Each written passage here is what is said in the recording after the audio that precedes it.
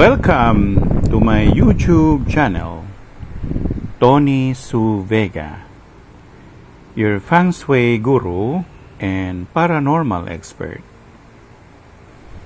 Mga kababalaghan na tunay na nangyari. True to life stories, story number 42. Cyclope bilang 2. Kasagsagan ng bagyong milenyo, halos ang mga tao ay nasa loob lang ng bahay. Nakikinig ng balita tungkol sa ano na ang nangyayari sa kapaligiran. Ako naman, inaayos ko ang mga gamit namin dahil sa kung sakaling magkaroon ng flash flood, handa kami ng pamilya ko.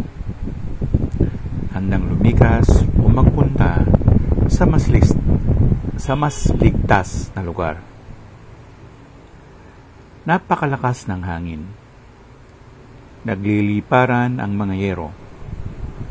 Mga bubong na sadyang natanggal ng puwersa ng hangin sa pagkakapako ng mga ito. Ang sabi ko sa misis ko at mga anak ko, magsipagdasal kayo. Hindi natin alam kung kailan huhupa ang hangin o ang ihip ng hangin. Nagngangalit ang hangin. Galit na galit. Bumaba ako ng hagdan at pinuksan ko ang pintuan namin para alamin kung ano nang nagaganap sa labas ng bahay namin. Mga nakahambalang na nabuwal na punong kahoy. Mga nagkalat na basura. Mga nagkalat na yero.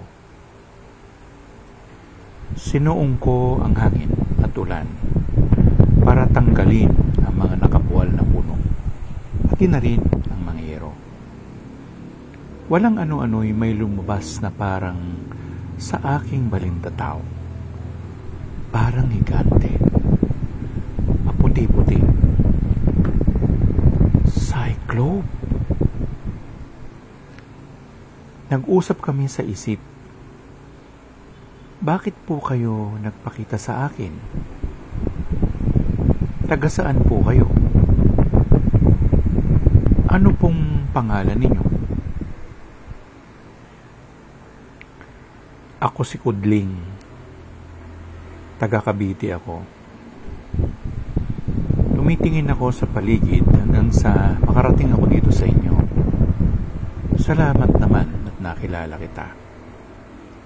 Maswerte nga po ako eh. Bibihira ang ganitong pagkakataon ang magkaroon ng kakilalang tulad ninyo. Pinoprotektahan namin ang paligid. At inutusan kami ng aming pinakahari na dumamay kung sakasakaling tumaas ang tubig. Salamat naman po, Lolo Kudling. Napakalaking tulong po ninyo para sa amin.